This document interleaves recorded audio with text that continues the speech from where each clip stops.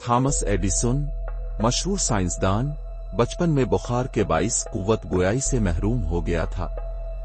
एक दिन वो स्कूल से आया और उस्ताद का दिया हुआ एक खत माँ को दिया। माँ ने खत खोला और पढ़ते हुए आंखों में आंसू भर आए।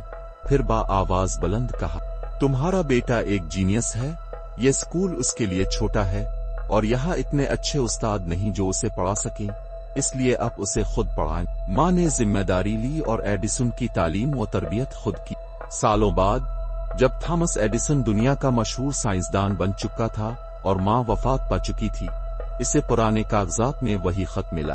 जब इसने खत पढ़ा तो असल अल्फाज कुछ यूं थे, आपका बेटा कुंद ज़हन है, हम उसे मजीद स्कूल में नहीं रख सकते। एडिसन ने अपनी डायरी में लिखा, थॉमस एडिसन एक ज़हनी नाकारा बच्चा था, पर एक अजीम माँ ने इसे सदी का सबसे बड़ा साइंसदान बना दिया। माँ नस्लों को संवार देती है।